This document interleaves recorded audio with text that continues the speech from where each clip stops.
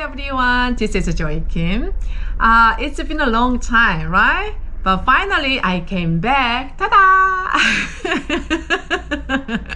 First of all, I'd like to say thank you all for your support and waiting for me to come back. Those comments to the video about my menopause were so heartwarming and so useful actually, because most of them were from your own experience, so they were so valuable and useful and encouraging as well.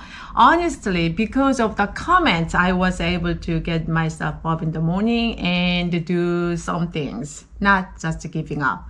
The warm and the positive energy wrapped around me and made me realize that I'm not alone, isolated from the rest of the world.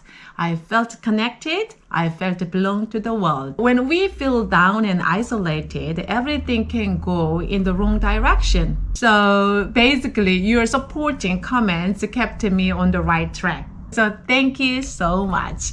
These days, as you can see it, I feel much better than before, even though I am still experiencing some symptoms. So today, I'm going to talk about how I am coping with this menopause, okay? I knew that I would go through menopause someday, and the menopause could be difficult, but knowing it does not necessarily decrease the pain, right? It was quite hard for me because I have another health issue, which is fibromyalgia. I don't know how many of you know about fibromyalgia, but fibromyalgia people are very vulnerable to external stimulus, physically, emotionally, and mentally. So we spend a lot of time and energy to look after our mental, emotion, and the physical health. In my case, fibromyalgia started at an early age. As long as I remember, I felt pain all my joints when I was around 8 or 9 years old. At the time, the term fibromyalgia did not exist. Anyway, I was really outgoing. I liked to play with my friends, but now and then I just collapsed while I was playing with my friends. My brothers had to come over to pick me up. Very regularly, I had a severe fever, so I had to stay in the house all day long for several days. And one time, I almost died of that because at the time, my body temperature went up too high. My mom told me that she was thinking she was losing me. Anyway, I survived, luckily. Right after I graduated from the university, this fibromyalgia hit me again. My whole body was swollen like a balloon, and I felt pain all over my body. So I went to hospital to check up. After all the medical checkup, the doctor finally told me that there was nothing wrong with my body. It was very hard to swallow because the pain was real. And the doctor actually saw me struggling with the whole swollen body and the pain. But all the numbers were very normal. Still, the term fibromyalgia didn't exist at the time. The doctor told me there were some people who are just like me. The doctor advised me to take it easy. It was not that easy at all because I just graduated from the university, ready to go out to the world and conquer it. I was so ambitious and I had so many things I wanted to achieve, and I had a big plan and dreams. My whole body was in pain and they didn't know what caused the pain. There was nothing I could do about it. I felt hopeless and helpless. We say that in our life, there are things we cannot control and there are some things we can control. Yeah? And those things we can control are our body and our mind.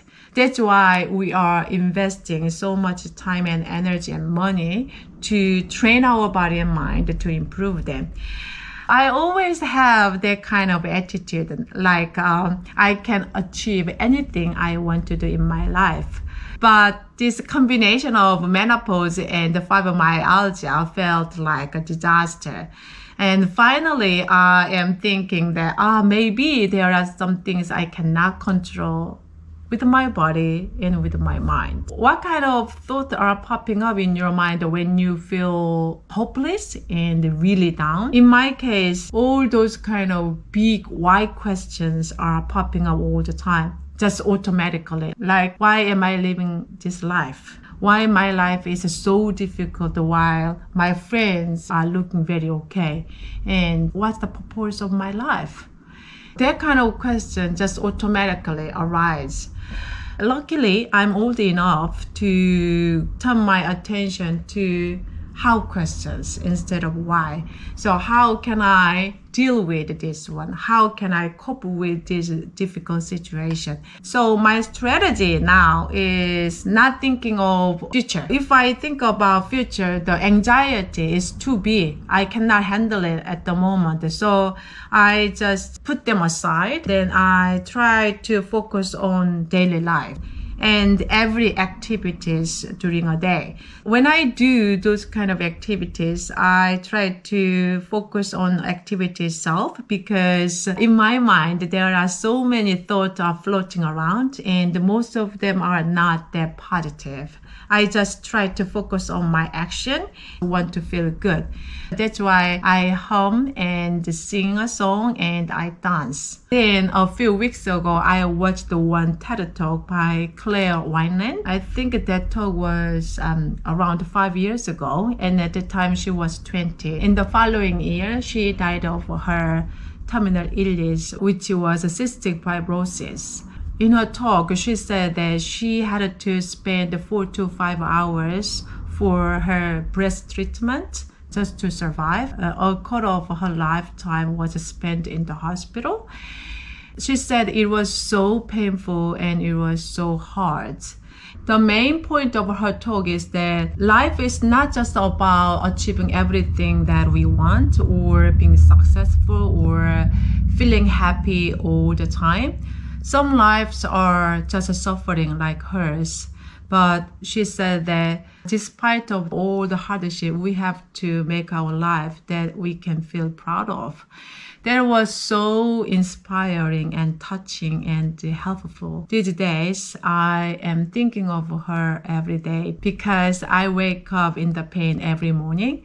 Thinking of her life and thinking of her talk gives me some energy to get up and start off my day. The most two important things for my day are cold shower and fasting. The cold shower and the fasting were not that difficult for me before, but now they are becoming more difficult. I started having cold shower in February last year, except for just 2 days when I couldn't get up at all. I have been doing it every single day. Because of this menopause, my body temperature is going down a little bit. So going into the cold shower is so difficult these days. Whenever I don't feel like to do that, I just think of Claire Wineland의 and some people who don't have very fresh, clean water. And I just jump in the cold water. And then the second thing is fasting. This menopause is quite funny. Sometimes I have too much appetite and sometimes I don't have any appetite. I have some cravings for some food I normally don't eat. While I am doing those two things, I am building up my mental strength, actually. And I walk almost every day. And not just those things, I am taking medical treatment as well. I'm taking iron tablet and some supplement to help my sleep. And next Tuesday, I'm going to see gynecologist. So I am doing what I have to do. And then I try to laugh a lot. My boys are helping me to laugh a lot. They make very funny faces and do some silly things. And I like to dance. When I feel very low, I turn on the music and I just dance. Very silly dance. The reason why I am saying all of this is that I'd like this video to help some people who are going through a very hard time.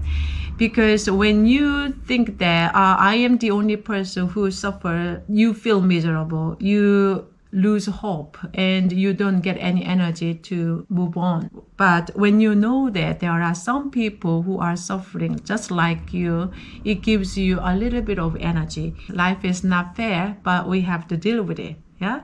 Let's do something we can do every day. That's all I want to say today. Thank you for watching and I will see you next time. Bye bye.